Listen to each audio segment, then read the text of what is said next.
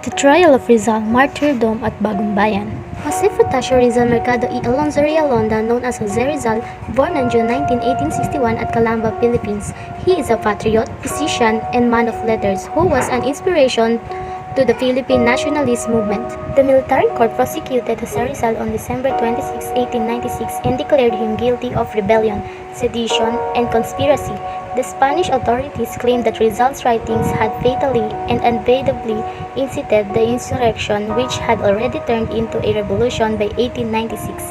On December 26, 8 a.m., trial of Rizal began at the Carter de España. On the same day, the court-martial secretly and unanimously voted for a guilty verdict with the penalty of death before a firing squad. On December 28, Fola Viega signs the death verdict. On December 29, 6 a.m., Rizal was read his verdict by Captain Rafael Dominguez to be shot the next day at 7 a.m. at the Luneta de Bagong Bayan, or what we called as Rizal Park. On December 29, 7 a.m., Rizal was transferred to the chapel cell adorned by religious images to convince him to go back to the Catholic fold. His first visitors were Jesuit friars Father Miguel Cedera Mata and Luis Bisa. On December 29, 7:15 a.m., after Father Cedera left, Rizal asked Father Bisa for the Sacred Heart statue which he carved when he was an Ateneo student. From his pocket, the statue appears. On December 29, 8 a.m., Father Bisa was relieved by Father Antonio Rosel, who joined Rizal for breakfast. Lieutenant Luis Taviel de Andrade joins them. On December 29, 12 p.m. to 3:30 p.m., Rizal's time alone in his cell.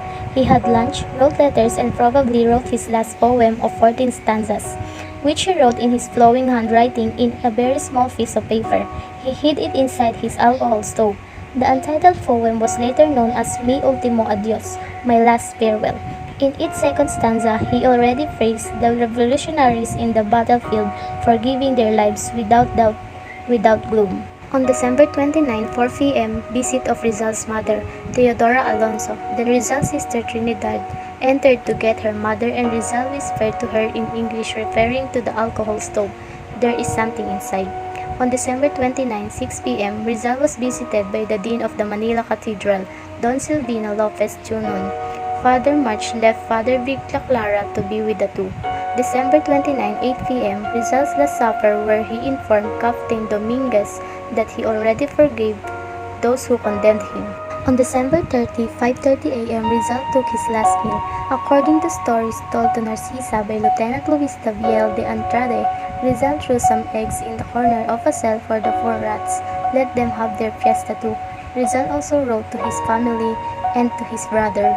December 30, 6 a.m., Rizal wrote his father, Francisco Mercado. My beloved father, pardon me for the pain with which I repay you for sorrows and sacrifices for my education. I did not want, nor did I prepare it. Goodbye, father. Goodbye. To his mother, he had only these words. To my very dear mother, Senora Doña Teodora Alonso, 6 o'clock in the morning, December 30, 1896, Jose Rizal. On December 30, 6:30 a.m., death march from Fort Santiago to Bagong Bayan begins. 4 soldiers with bayonet rifles lead the procession, followed by Rizal, Taviel de Andrade, Fathers Villa Clara, and March and other soldiers. They passed by the Intramuros Plaza, then turned right to the Postigo Gate, then left at Molecon, the Voyside Road now known as Bonifacio Drive.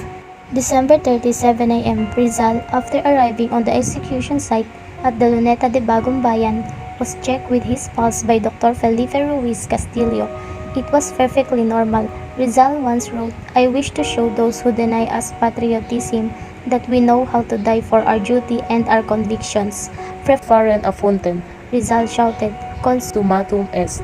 "It is done." On December 30, 7:03 a.m., with the captain shouting, Fuego! Shouts rang out from the guns of 8-inch soldiers. Rizal, being a convicted criminal, was not facing the firing squad. As he was hit, he resists and turns himself to face his executors. He falls down and dies facing the sky. Viva Español, muerto a los traidores.